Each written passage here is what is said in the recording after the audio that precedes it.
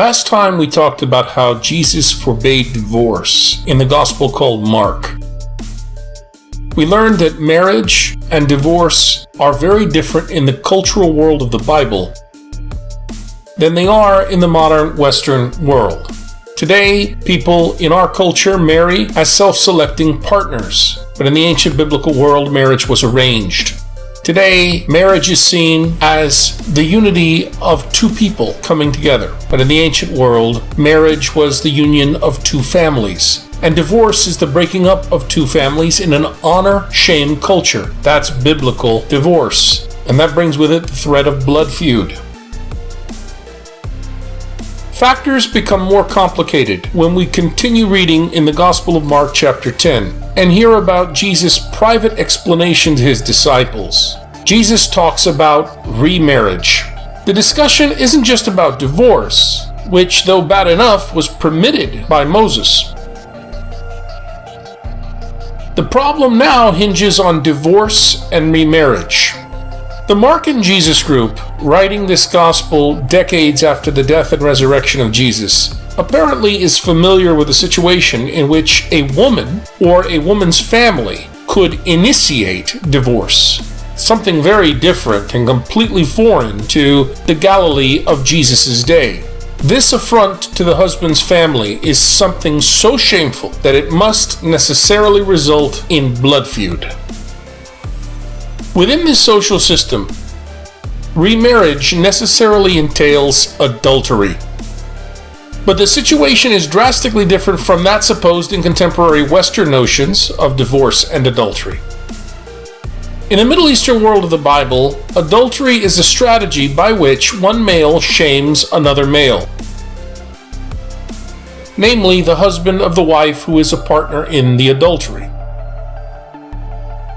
Adultery to us is cheating on your spouse, and it can be committed by either the woman or the man.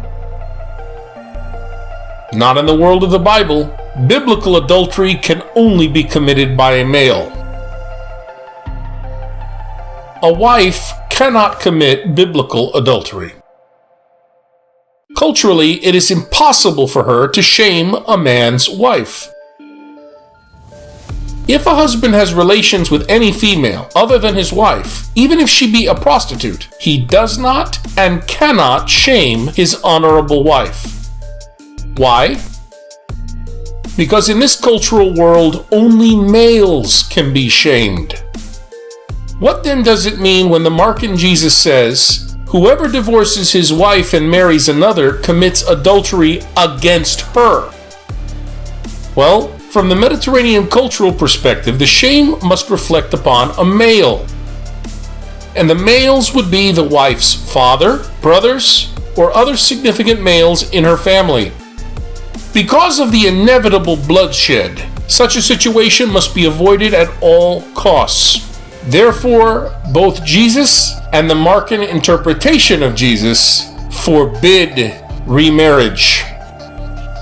This brings us to a reflection of the Ten Commandments and what they were really originally intended for.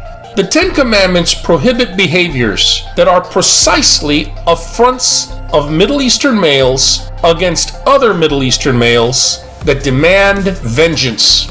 Hence, the basic purpose of the Ten Commandments in ancient Israelite society was to stop feuding before it began. The idea was to maintain internal societal harmony and stability. In other words, love of God and love of neighbor. Given everything we have learned, considering that, biblically speaking, marriage was the union of two families, not two self-selecting partners, and that, biblically speaking, divorce is the breakup of two families, leading to violence, and that remarriage means adultery, where males are shamed in an honor-shame culture demanding violent retribution for any dishonor. How does that make you feel about Catholics today shunning other Catholics who get remarried, or barring them from communion? Folks, Jesus was not addressing 21st century Western couples getting and staying married as we understand marriage today. He was not forbidding modern people from getting divorced as we practice divorce.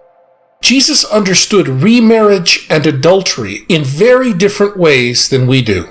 To Jesus, the life and death of a community was at stake, because when you have blood feud in the Middle East, it is game over. Thankfully for fundamentalistic types treating the Bible as a set of marching orders for American living, the United States bishops back in 1987 offered some sage advice. Do not go looking in the Bible for all the direct answers for living. Why? Because no United States person helped in the production and composition of the sacred library we call the Bible. So if we ever were to discover any American values in the Bible, well, that would be a bizarre miracle indeed. And if we were ever to find our American lives reflected in the characters and authors of the scriptures, it also would be a bizarre miracle indeed.